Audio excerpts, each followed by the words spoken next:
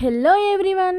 Evening బయటికి వెళ్తే road side పునుగులు కనపడతాయి కదా, తినకుండా ఉండగలమా? ఖచ్చితంగా తింటాము. అయితే ఇప్పుడు వచ్చిన ప్రాబ్లం ఏమంటే అది ఒక ప్లేట్తో సరిపోదు కదా, 2-3 ప్లేట్లు తినాల్సిందే.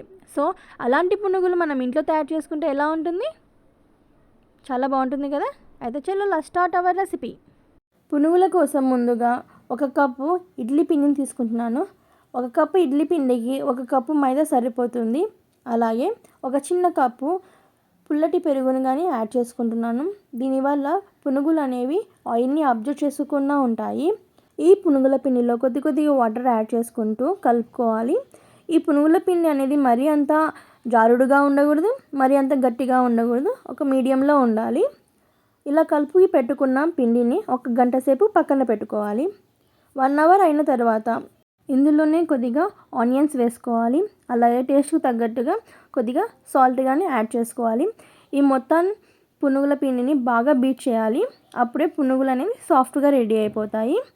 డీప్ ఫ్రై కోసం ముందుగా స్టవ్ వెలిగించి ప్యాన్ పెట్టి ఆయిల్ వేసి, ఆయిల్ బాగా హీట్ అయ్యాక ఇలా మనం ముందుగా కలిపి పెట్టుకున్న పునుగుల పిండిని ఒకదాని తర్వాత ఒకటి లైట్ గోల్డెన్ కలర్ వచ్చేంత వరకు బాగా డీప్ ఫ్రై చేసుకోవాలి. ఈ పునుగులకి కాంబినేషన్ వచ్చేసి టమోటా చట్నీ ఆర్ బుడ్డల చట్నీ. ఇవి వేసుకొని తింటుంటే చాలా చాలా బాగుంటుంది. సో మాటల్లోనే మన పునుగులు రెడీ అయిపోయాయి.